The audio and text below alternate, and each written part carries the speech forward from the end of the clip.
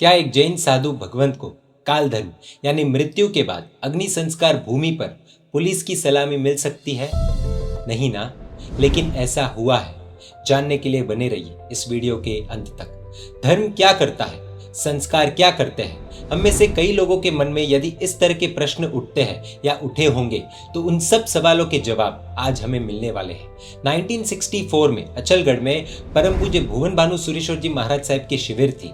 तब एक बहुत बड़ा तूफान आया था। तब दो तीन नौजवान खड़े हुए थे। उनमें से एक थे सुप्रसिद्ध कुमारपाल भाई वीशा और उनके साथ जो खड़े हुए थे वो थे नगीन भाई जेसानी। उन्होंने संकल्प लिया था कि यदि ये तूफान तुरंत रुक जाए तो मैं आजीवन ब्रह्मचर्य व्रत का स्वीकार करूंगा। कुछ ही क्षणों में तबाही लाने वाला वह तूफान पूरी तरह से शांत हो गया। ये प्रसंग हम सभी ने सुना होगा, जाना होगा।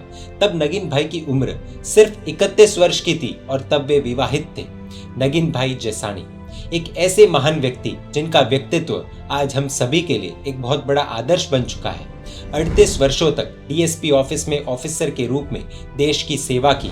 आज के समय में पुलिस वालों पर अनेकों उंगलियां उठ रही है।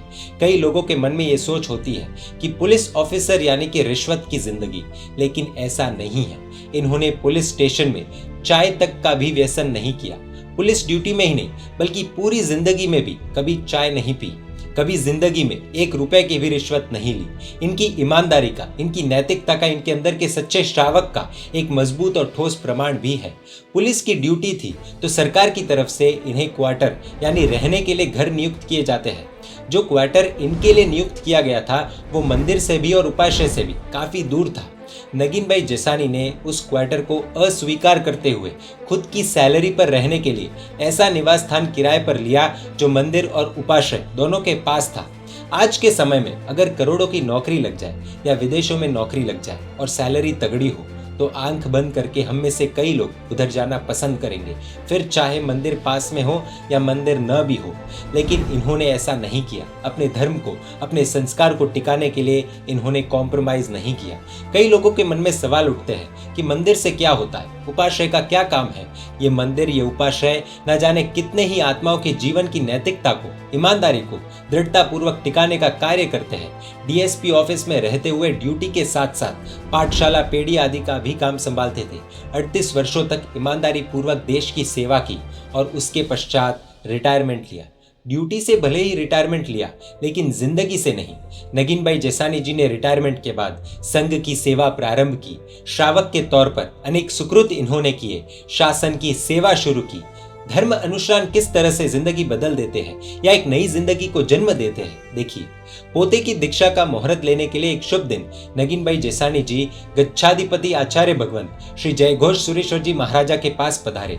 पूज्य श्री ने कहा कि मुहूर्त प्रदान करना है तो 1 का नहीं 2 का करूंगा, यानी कि पोते के साथ दादा यानी नगीन भाई जेसानी की भी दीक्षा का मुहूर्त देंगे। नगीन भाई जेसानी ने पूज्य श्री के शब्दों को आशीर्वाद मानकर खुशी खुशी स्वीकार किया।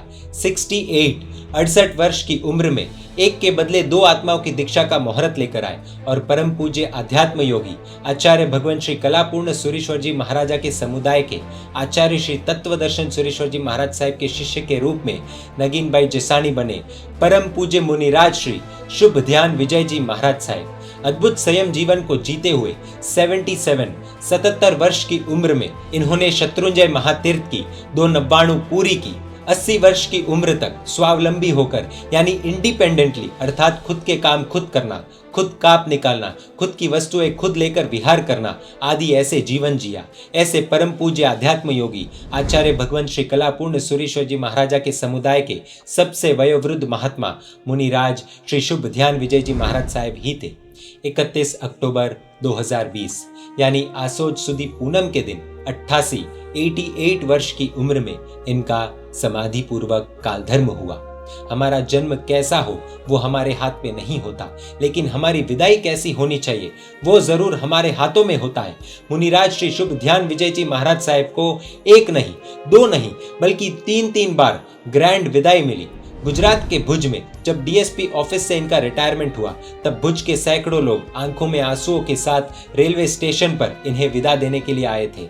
उसके पश्चात मुंबई के घाटकोपर के अद्भुत श्रावक जीवन जीने के बाद दीक्षा के समय पूरे संघ ने ऐसी विदाई दी जो आज तक कोई भूल नहीं पाया। और पूनम के शुभ दिन पर जब इनकी अंतिम विदाई हुई तब मुंबई घाटकोपर के एन वार्ड के चीफ ऑफिसर ने खुद पालकी यात्रा में हिस्सा लेकर महाराज साहब की पालकी अपने कंधों पर उठाकर अग्नि संस्कार भूमि तक आए और अंत में भारत माता की जय, जय जय नंदा, जय जय भद्दा और पुलिस की सलामी के साथ इन्हें अंतिम विदाई दी गई।